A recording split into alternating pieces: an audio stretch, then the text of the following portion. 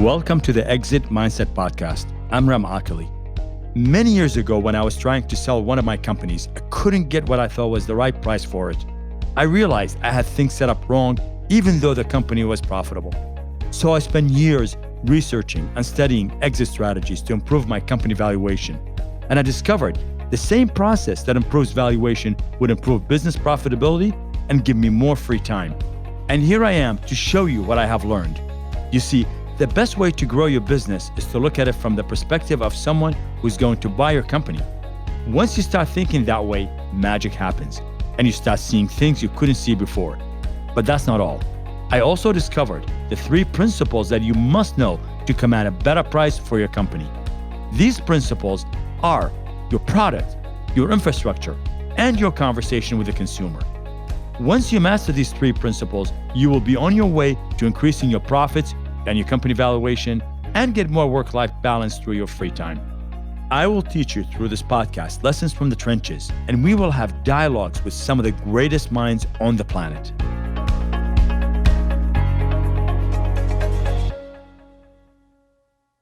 Have you ever wondered why your company is such a mess? Have you ever wondered that no matter how good it looks, there's always something missing? Have you ever noticed that something always seems to go wrong all the time? And if this part of the operation is working, the other part isn't working. If this part is working, then something else is going wrong with the other side of it. On and on and on. And you spend your day pretty much fixing things.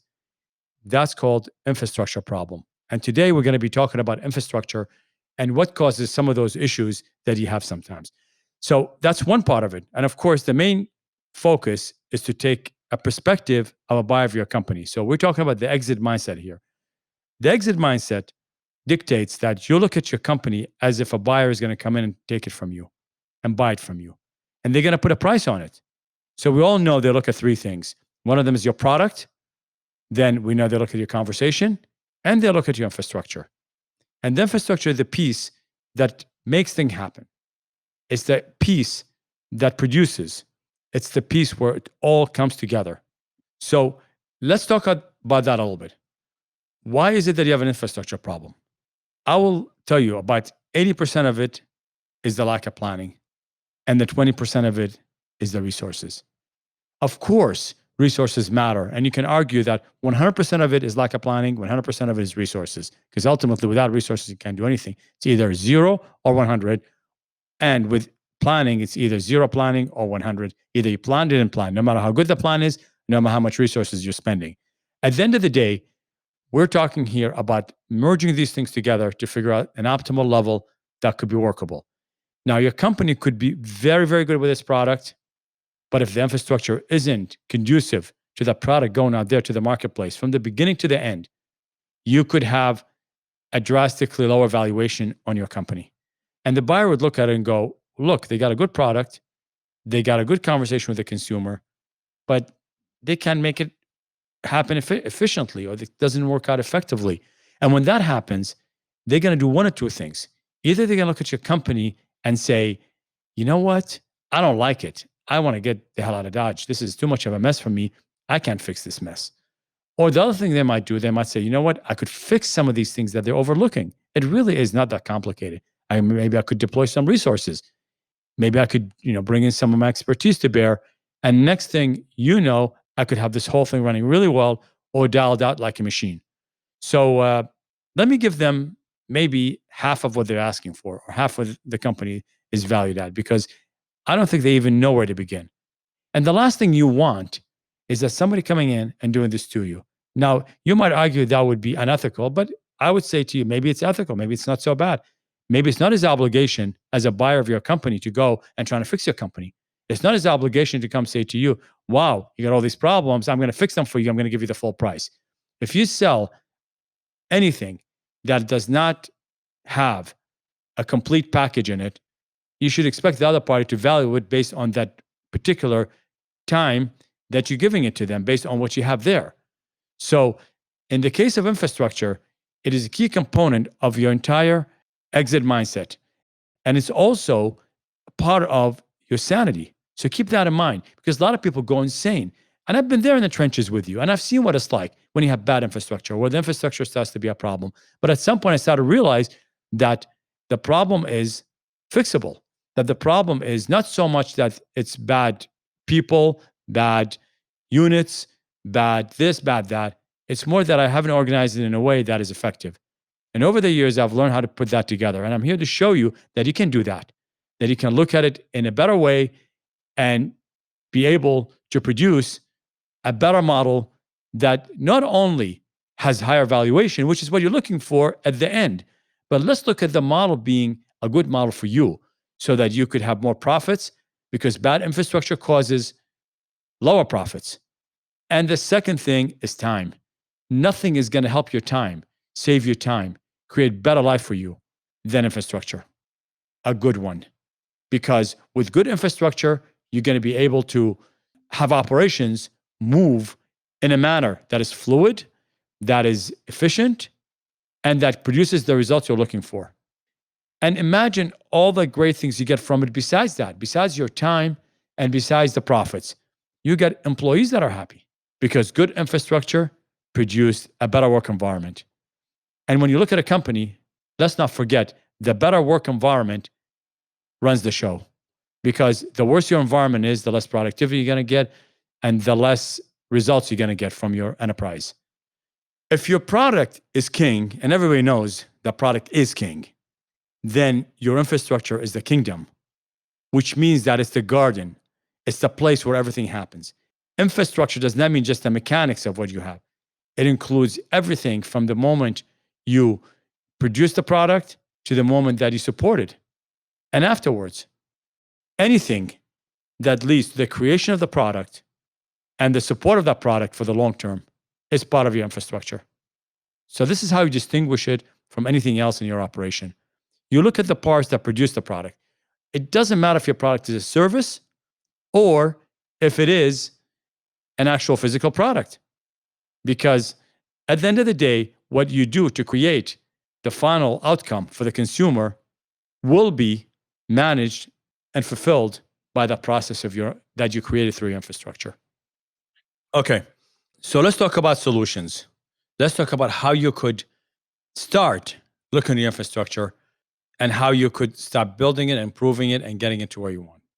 The first thing you got to do is look at your problems. If you have a problem, usually it is an infrastructure problem. So even if you look at your marketing and conversation systems, they're part of your infrastructure. Whatever you build falls under that category.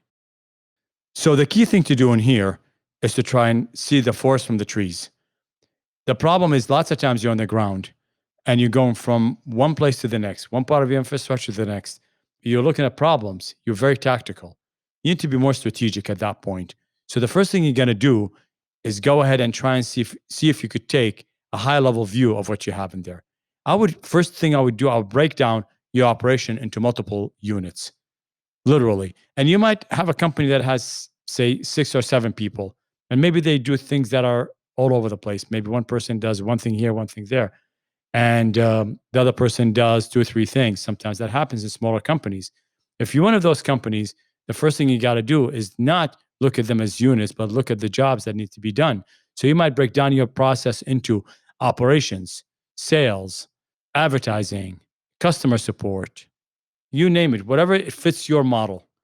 Take each one of them and forget how many people are in that unit. It could be one person. It doesn't really matter. Or it could be 10 people, or it could be in different cases. Or it could be in the case of a small company, again, the 6, 7 employee, it could be 2 people are doing 4 jobs in same unit, let's say operation. So if that's the case, that's still broken down by the type of work and not by the person. Lots of times, the mistake I find people make is that they break it down by people, by the person. So they take one person and say, okay, let's see what you're doing. Let's see what kind of work you do every day. And the person sits down and spends 3 hours listing everything that they do. And by the time you're done, you have a list as long as your arm. And you don't know what to do with it. And then you get the next person the same thing, the next person the same thing. And that's not a good way to figure out how your infrastructure could work better. The better way to do it is to look at the overall operation and be objective oriented. So you got to look at, what am I trying to do? What am I trying to accomplish with this particular part of the operation? So So for example, let's say it's a client services unit. Instead of taking every person and trying to figure out how they're helping the client, trying to figure out what are they trying to accomplish? What is the ultimate outcome? Take that ultimate outcome and start deconstructing it and going backwards to find out what are the elements that needed to happen to achieve success. And when you do that, you're going to be able to come up with better answers than if you went out there and just did every tactical thing that you can find under the sun. Now, don't get me wrong. The tactical issues do matter. Sometimes big problems are fixed by small solutions, not necessarily big complex solutions. But the big thing you need to understand is that when you dissect the problem, dissect it from the higher level, trying to figure out where the big issue is, then see if there is a part of the operation, of the infrastructure for that particular unit that is not necessarily working perfectly. And if you fix that, other things might fix. I'll give you an analogy on that one. You could have a great car engine, but sometimes one bolt is not attached correctly or attached the wrong way or missing, could wreak havoc on your journey on the road. So what you want to do is assess if there's any parts, small parts need to be adjusted. Also, elicit your team members' help with what you need. So go to them and ask, say, what are the problems that you have that need to be fixed? And lots of times, nobody knows the problems more than the team themselves. So they'll tell you what they are. The key to this is keep an open mind, keep an active list, be an active listener to listen to what they have to say.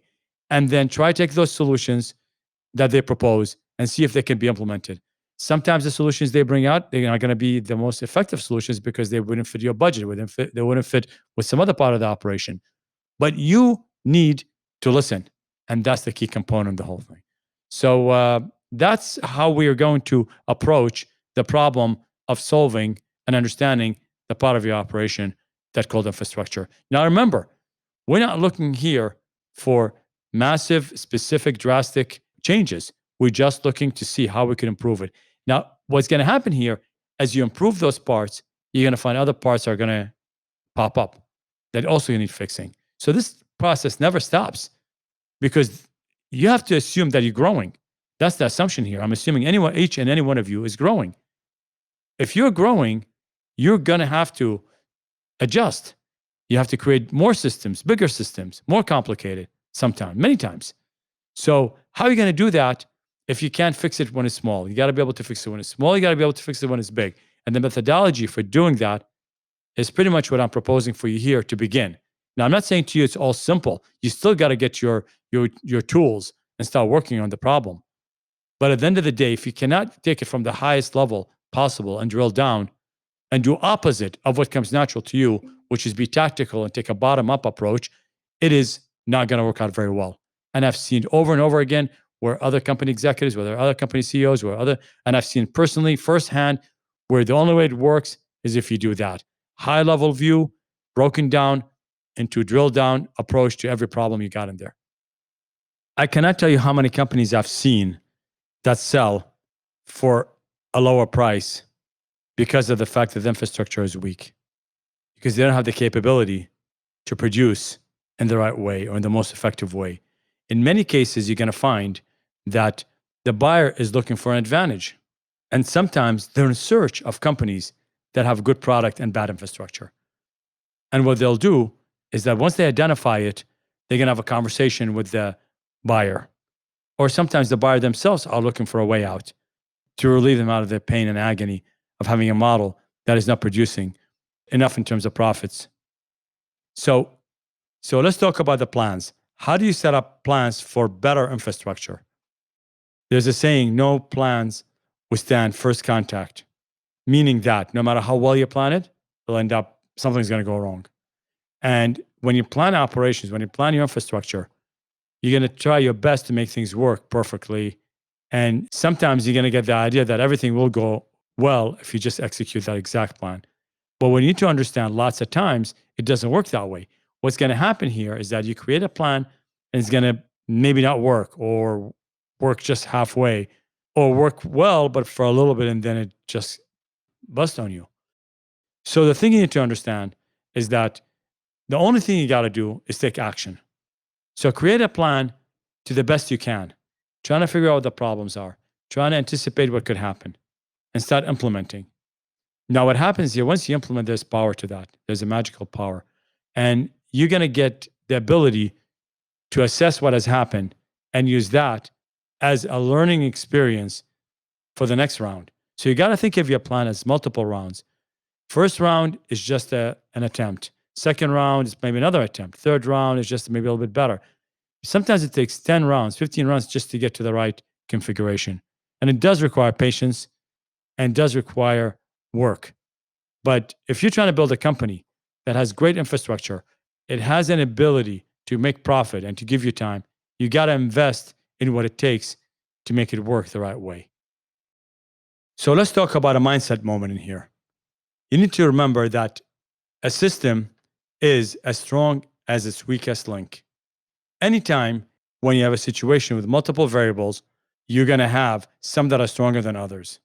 And if you want to have success in what you do, don't try and just examine your strongest part of the offering that you have, or the business that you have, or the situation that you're looking at.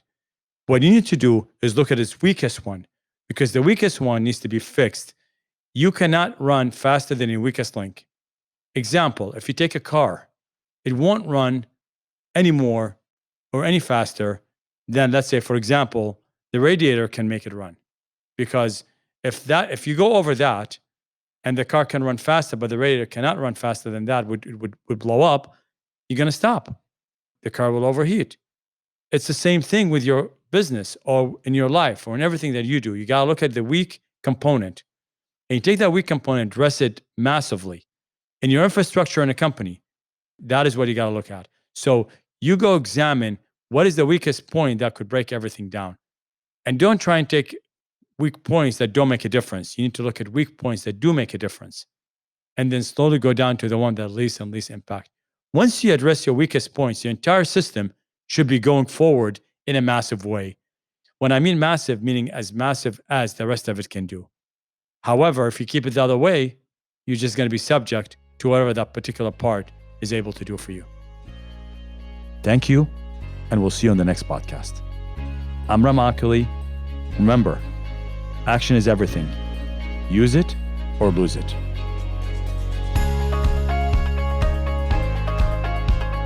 You've just listened to the Exit Mindset podcast with Rem Oculee.